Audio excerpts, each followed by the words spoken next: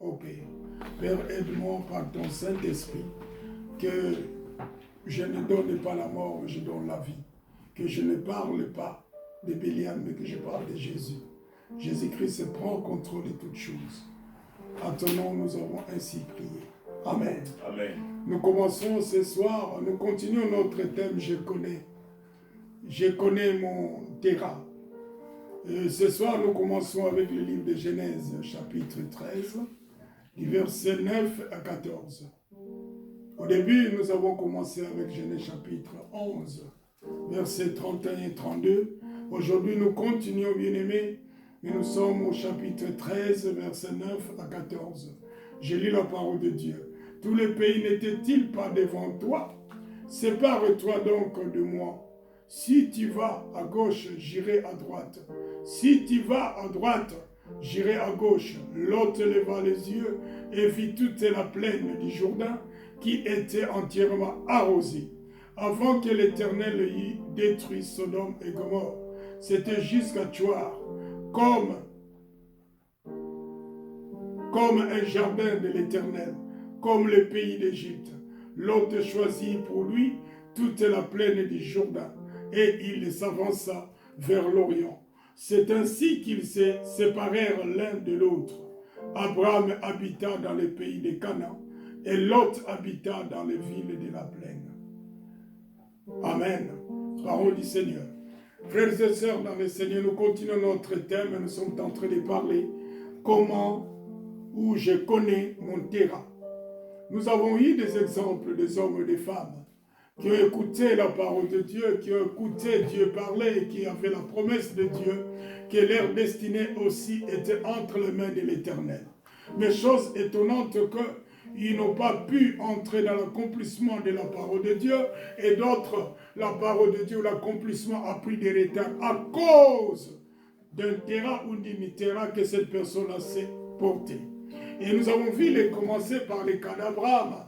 Abraham, pour lui, Terah était son père. Et j'ai dit que nous allons beaucoup parler de Terah sur le plan familial. Nous avons vu que Terah était le père d'Abraham. Mais Abraham avait une promesse que son père ne savait même pas. Et la promesse avait un lieu. Quand Dieu parle, il parle d'un lieu. Et que pour l'accomplissement, ça peut être aussi dans un lieu autre. Mais pour le cas d'Abraham, c'était à Canaan. Dieu lui avait dit de partir et il lui montrait les pays. Mais nous avons la révélation que Dieu parlait de Canaan. Et maintenant, nous voyons l'histoire que cet homme maintenant, il est arrivé maintenant à Canaan. Mais qu'est-ce qui va se passer encore?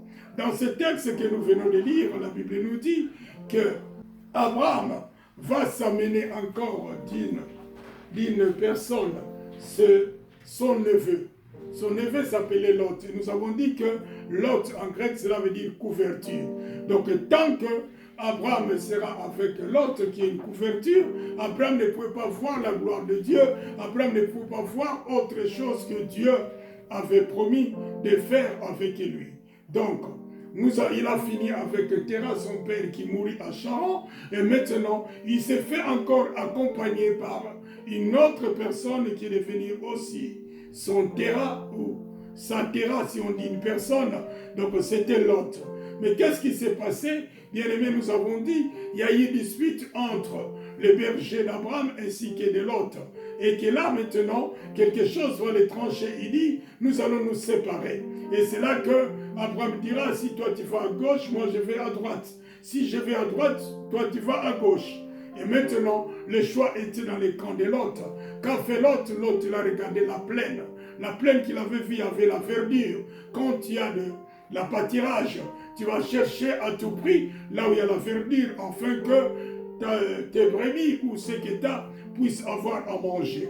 Mais alors que l'endroit que Lot va choisir, c'était Sodome et Gomorrhe. Nous connaissons ce qui s'est passé là. Mais tant qu'Abraham était encore attaché à Lot, Abraham ne pouvait pas voir la main de Dieu, Abraham ne pouvait pas écouter la voix de Dieu. Mais tant que quand maintenant ils se sont séparés, c'est là que Dieu va parler également à Abraham. Alléluia. Bien-aimé, ça peut être que tu es un serviteur puissant, que Dieu t'a appelé pour faire de grandes choses. Mais si tu n'es pas accompagné de bonnes personnes, ou si tu n'es pas accompagné de gens qui peuvent te soutenir dans cette vision, les gens là peuvent être aussi une terrain qui peuvent freiner la mission ou l'accomplissement de la parole de Dieu dans ta vie. Ça, c'était le cas d'Abraham. Alors, nous avons aussi parlé hier, dans 1 Samuel chapitre 31, nous avons touché le cas d'une personne qu'on appelle Jonathan. Jonathan était le fils de Saül, Saül qui était le premier roi d'Israël. Qu'est-ce qui s'est passé? Jonathan, un jour, il a aimé David. Nous savons même que Jonathan était devenu le beau-frère de David. Parce que quand Saül avait parlé que celui qui tuera Goliath, il lui donnera sa fille. Il parlait d'Abigaël. Alors qu'il lui avait donné, Michal, il avait donné comme fille. Mais alors, quand David allait dans les conquêtes, la Bible dit que la jalousie est venue dans le cœur de Saül. Saül cherchait à tuer David. Mais David, à maintes reprises, a été aidé par son ami Jonathan. Il y a des fois, les plans de Saül étaient démasqués et Jonathan allait toujours dire à David de faire attention dans tel coin. Il y a des pièges que son père a entendus pour essayer d'éliminer cette personne. La jalousie est venue. Comment? Nous savons qu'un jour que David venait d'un combat ou d'une guerre et que le peuple disait que le roi Saül a tué 1000 et que David a tué 10 000. Et cela a donné la colère ou le rancune. Il est devenu rancunier. Saül, il cherchait à les tuer. Mais chose étonnante, Jonathan ne savait pas qu'il a oublié qu'ils avaient fait une alliance avec David. Frères et sœurs, tu es une personne d'alliance avec Dieu. Faites attention, dans une alliance, il y a des clauses. Mais Jonathan avait oublié cela. Il était toujours attaché à son père. La Bible nous dit, dans les textes que nous venons de lire, ils sont partis en guerre. Qu'est-ce qui s'est passé? Les Philistins ont tué Jonathan ainsi que ses frères. Et après, ils ont tué aussi Saül. Qu'est-ce qui s'est passé? Jonathan, pourquoi il était resté avec Saül? Il était son père. Alors que nous pouvons dire que Saül était devenu terrain pour notre frère Jonathan. Et nous disons que Jonathan était mort. Il n'avait pas pu avoir sa destinée en main. Jonathan a raccourci lui-même sa destinée. Jonathan a entendu un jour son père lui dire ce que je suis en train de faire. Donc cela veut dire il lui préparait la royauté. Selon Saül, il voulait à tout prix tuer David pour préparer la royauté à Jonathan. Mais il ne savait pas que Dieu avait déjà changé la royauté. Parce que la Bible nous dit que Saül était rejeté. Jonathan aussi, il ne savait même pas que son père était rejeté. Alors qu'il devait se lier avec David. David qui était le oint de Dieu. David qui est le messager de Dieu. Maintenant, nous avons dit, on a essayé de définir Terah en partance, en prenant comme un élément qui peut retarder ta progression, qui peut te retarder ta vision. Mais maintenant, dans cette deuxième partie, à partir de Jonathan, nous allons dire quoi? Terah, c'est aussi une personne qui ne peut pas te donner les conseils de Dieu. Terah aussi, c'est toute personne qui est incapable de t'amener vers Dieu. Quand tu vois une personne, elle n'est pas capable de t'amener vers Dieu, qu'est-ce que tu dois faire? Tu dois te séparer de la personne. Parce que la personne là, elle est une terra pour toi. Dieu est capable de t'amener dans ta destinée. Regarde, Dieu dit à Abraham, tu iras à Canaan. Mais Terah ne savait pas que Canaan était le lieu de bénédiction pour son fils. Il n'a pas pu parce que Terah était là.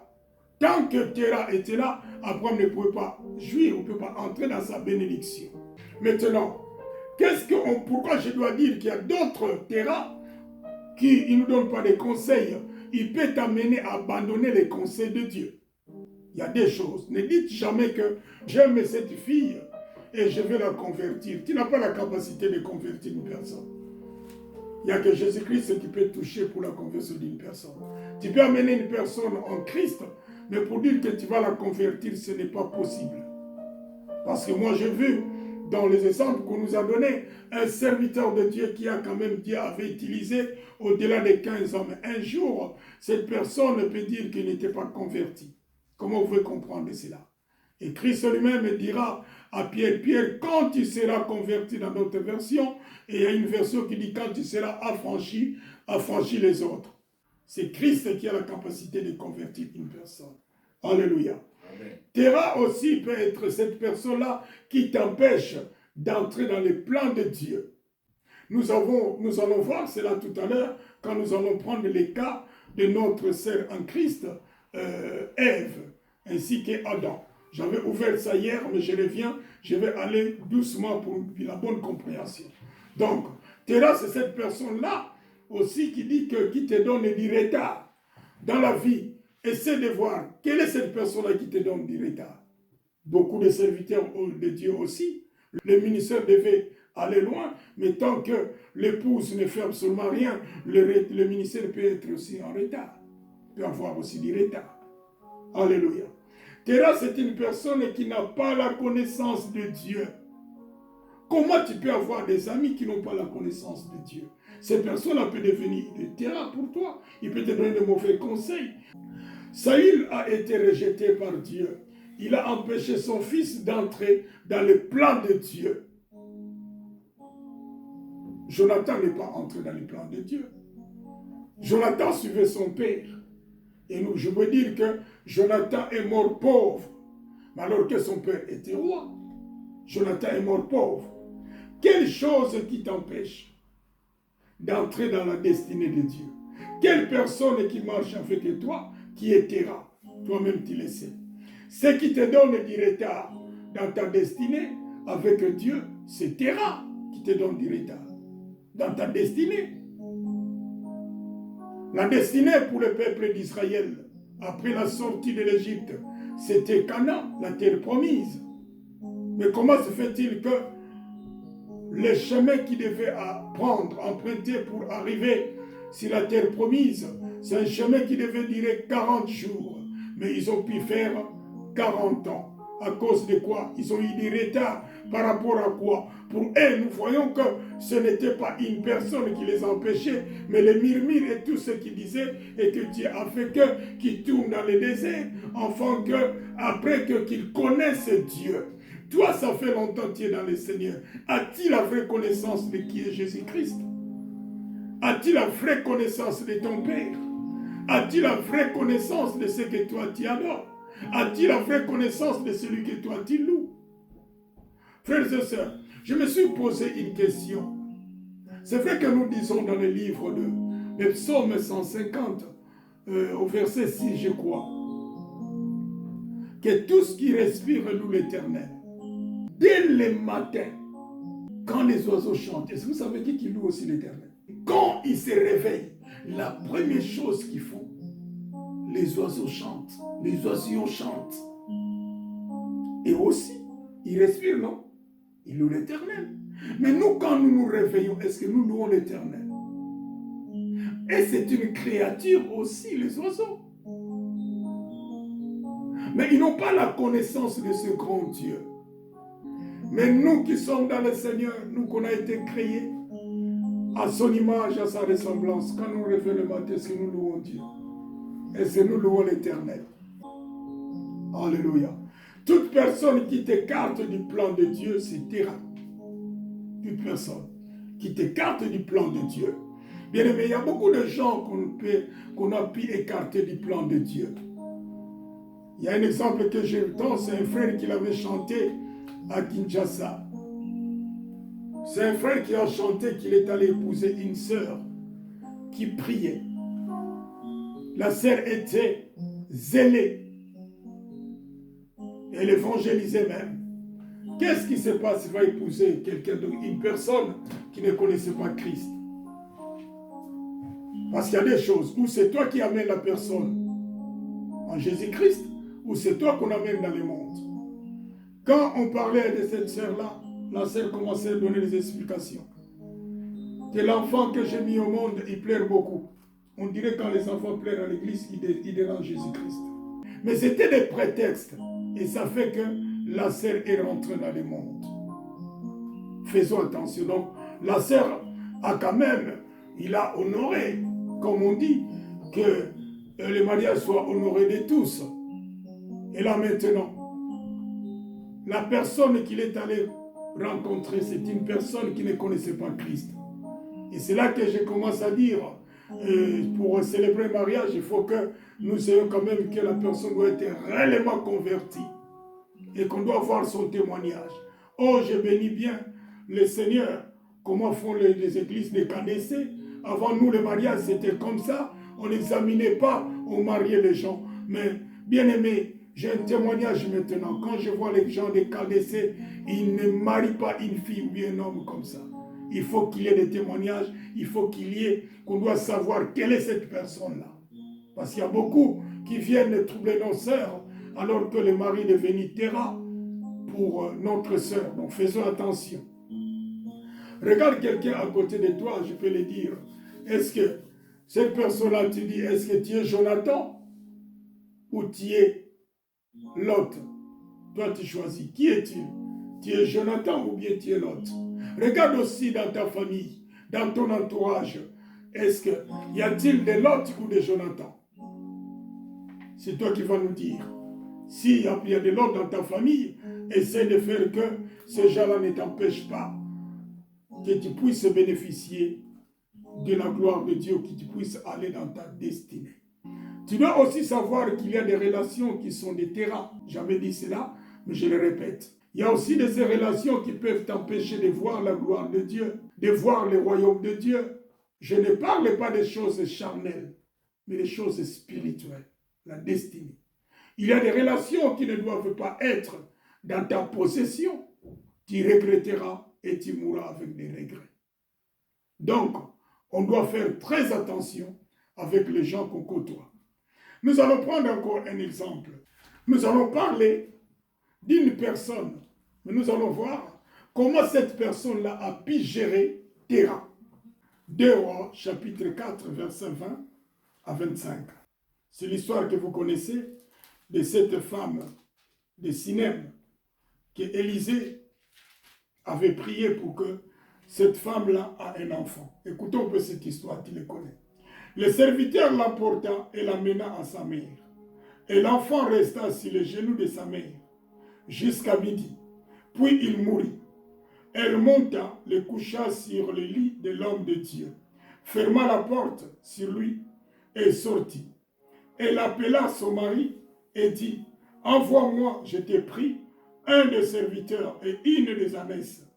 Je vais aller en hâte vers l'homme de Dieu, et je reviendrai. » Et il dit, « Pourquoi veux-tu aller aujourd'hui vers lui? Ce n'est ni nouvelle lune, ni sabbat. » Et répondit, « Tout va bien. » Puis elle fit sceller l'ânesse et dit à son serviteur, « Mène et pars. Ne m'arrête pas en route sans que je te le dise. » Elle partit donc et se rendit vers l'homme de Dieu sur la montagne du Carmel. Alléluia. Bien-aimés, nous voyons ici une femme. Cette femme a pu gérer Terah. Dans ta vie, tu peux gérer Terah aussi. Je dis que Terah peut te faire sortir du plan de Dieu. Terah peut faire en sorte que tu as des retards dans ce que tu devais accomplir. Nous voyons l'histoire ici dans ce livre de 2 Rois. C'est l'histoire de cette femme sinamite qui avait considéré l'homme de Dieu. Et l'homme de Dieu va lui donner une parole prophétique. Et cette parole-là s'est accomplie. Cette femme a eu un enfant. Et un jour, cet enfant, il était avec son père au champ et que l'enfant a crié qu'il avait mal à la tête. Et le papa va faire en sorte qu'il va appeler un serviteur de prendre l'enfant pour l'amener à sa mère. Alléluia. Et arrivé là, quand la maman va prendre l'enfant, elle va mettre sur ses genoux, la Bible nous dit que cet enfant-là mourit. Et quelque chose de grand que j'ai considéré cette femme, la façon que cette femme-là a géré son terrain. L'enfant était où? Elle était avec Terah, qui était son père. Mais quand maintenant, on ramène l'enfant à sa mère, la Bible nous dit, l'enfant meurt.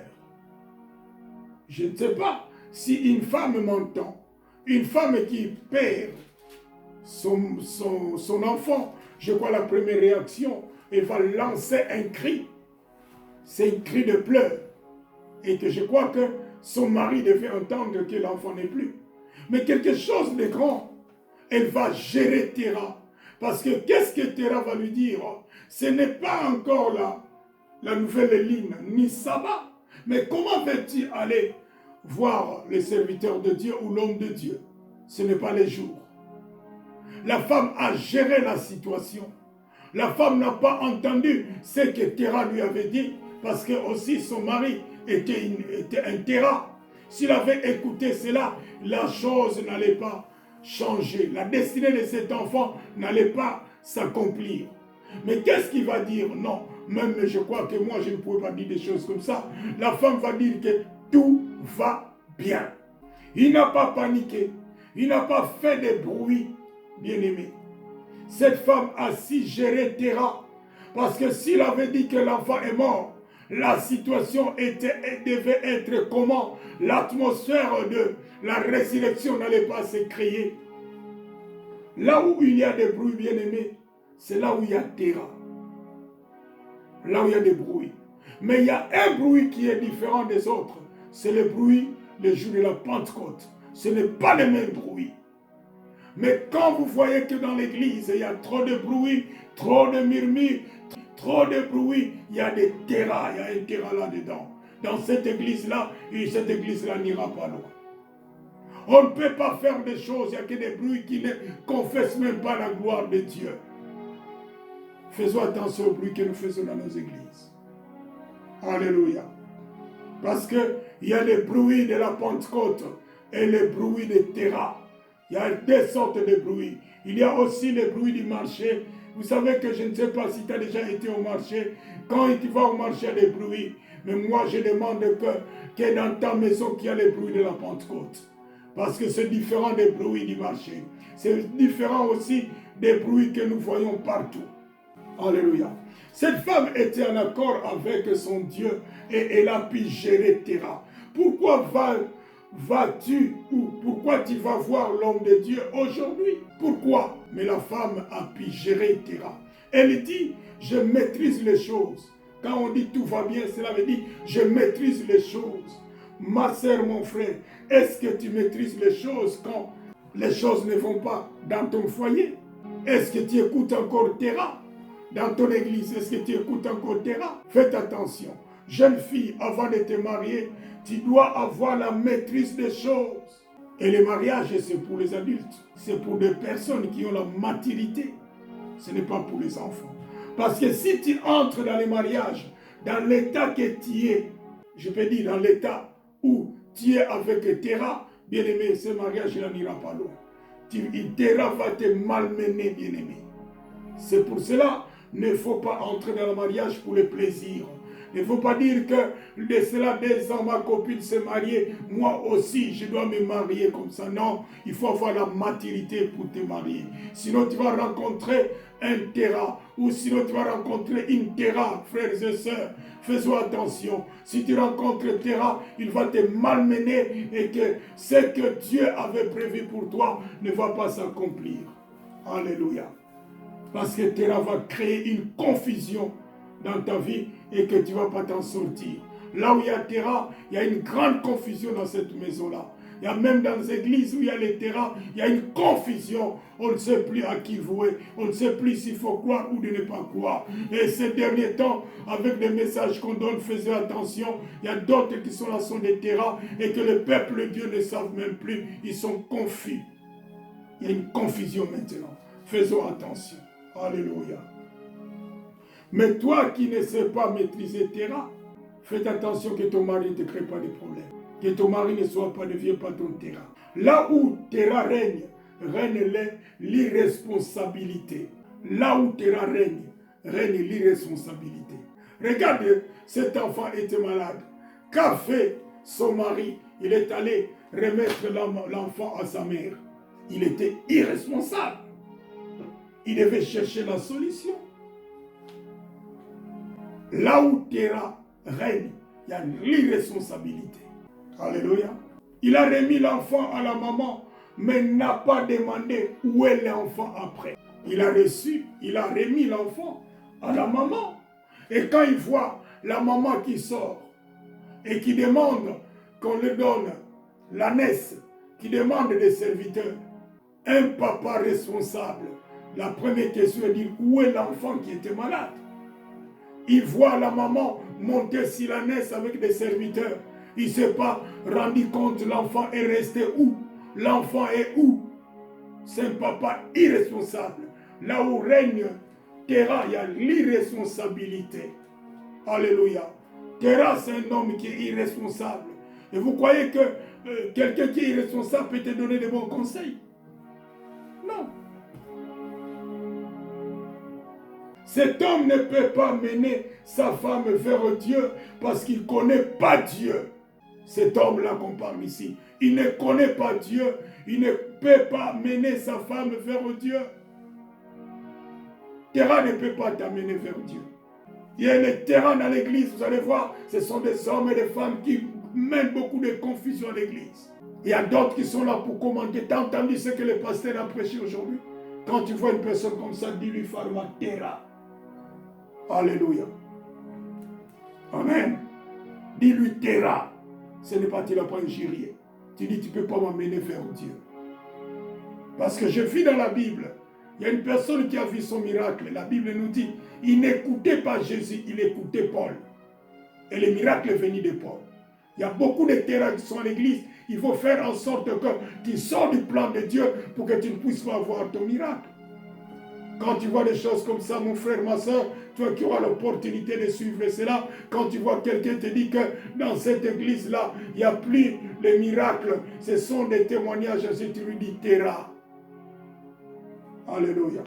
Parce que le fait seulement que toi tu sois en vie de te réveiller, c'est déjà un miracle. Tu lui dis, tous les jours je vis les miracles.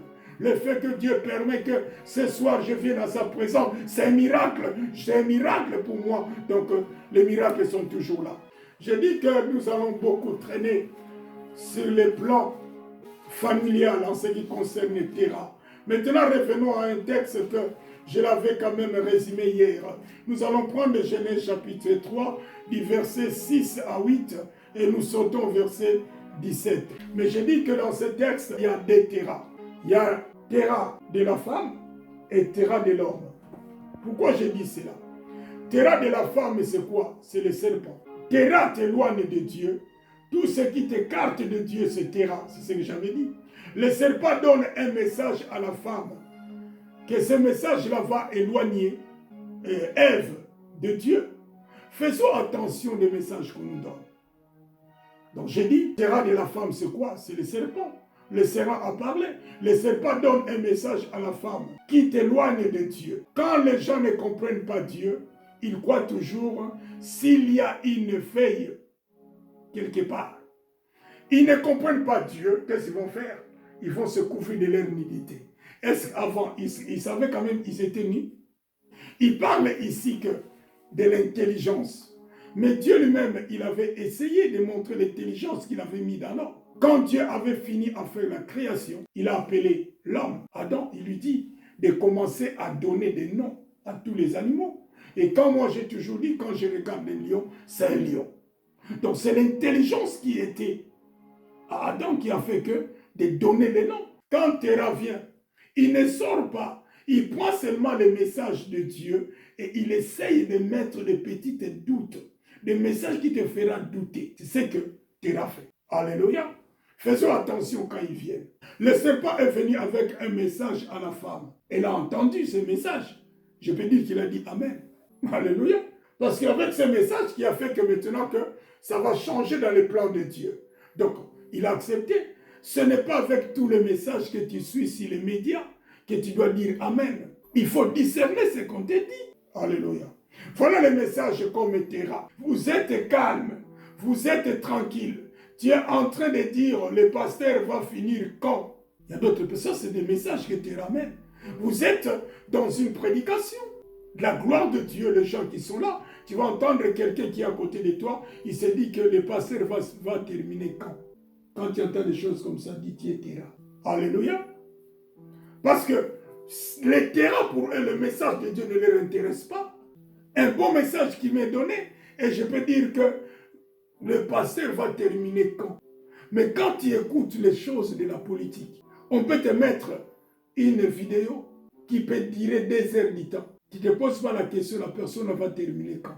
N'est-ce pas? Quand tu écoutes des choses de ce monde, tu ne diras pas, la personne va terminer quand? Parce que ça te plaît. Quand on te parle du mal, ou on est en train de parler du mal de ton pasteur, tu ne dis pas quand est-ce que la personne va s'arrêter. Mais tu veux qu'il continue. Quand on critique des pasteurs, c'est ce que tu aimes. Mais si tu vois ça maintenant, dis à cette personne-là, tira. Alléluia. Ève, la femme, a pris les messages. Elle a mangé les messages. Pour nous, les messages, la parole de Dieu, c'est une nourriture. Ève a mangé. Elle a pris les messages. Elle l'a amené à son mari. La femme devient son terrain. Et Adam était quelqu'un qui marchait avec Dieu dans les jardins, la Bible dit les soirs. Maintenant, terrain de la femme, qui est le serpent. Maintenant, la femme prend les messages, elle va voir son mari. La femme devient terrain aussi pour l'homme. Il lui amène les messages. Quel est le message qu'on t'a amené dans ton foyer? Et c'est le message de Dieu. Et c'est le message de Dieu qu'on t'a amené.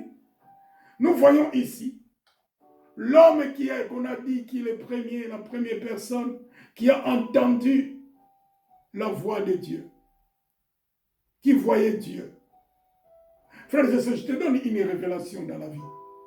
Vous savez, dans la Bible, il y a une seule personne qui a vu le diable. Jésus-Christ voyait les esprits qui étaient dans les hommes. À moins qu'il a connu Lucifer dans le ciel. Mais si la terre, c'est la femme. C'est pour cela, une fois, je vous aime bien. C'est une femme qui m'a mis au monde. Il faut faire attention avec les femmes. Mon ami, fais attention. Adam s'est promené avec Dieu. Il était un ami de Dieu. Quelqu'un qui marchait avec Dieu. La Bible parle et dit des fruits. Mais c'est la parole, moi j'ai dit. Parce qu'il est venu avec une parole. Quelle parole que tu manges? Celle de ton pasteur? Ou celle que ton pasteur te donne? Ou celle que Internet te donne? Quel message que toi tu manges? Ce n'est pas vous qui nous envoyez des quoi? Des vidéos de tous ces pasteurs-là qui ont tenté de faire des bêtises. C'est ce que vous aimez, non? C'est vous qui me satirent de vos vidéos. Mais moi, j'ai dit à quelqu'un une fois, quand tu vois cela, ne confesse pas la gloire de Dieu, n'envoie pas. Quand l'atrocité, quand je vois des vidéos qu'on envoie, il y a des fois quelqu'un a tué quelqu'un, vous voyez qu'il lui a décapité la tête. Ça aussi, c'est envoyé au serviteur. Quand je vois ça, je l'efface directement. Ça ne confesse pas la gloire de Dieu. Alléluia. Quelle est la parole que toi, bien-aimé, ta réussite, ton succès, tu le dois à cet ange que Dieu t'a envoyé. Un pasteur, c'est l'ange de l'église. Quand nous regardons Apocalypse, il dit parle à l'ange de l'église. Lisez un peu Apocalypse chapitre 3, vous allez voir, on parle de l'ange de l'église. C'est son l'ange de l'église. Mais beaucoup de gens, ils ne veulent plus écouter les messages de l'impact. Ils sont devenus des chrétiens d'Internet. Dieu t'envoie la parole par ton pasteur, par le serviteur que vous avez. Oh, moi j'ai béni le Seigneur. Parce que Dieu a fait grâce à la mesure de réconciliation avec les serviteurs que quand je les écoute ce dimanche, je dis waouh, j'ai des serviteurs. Et moi je crois. Ce n'est pas en vain que Dieu les a mis à côté de moi.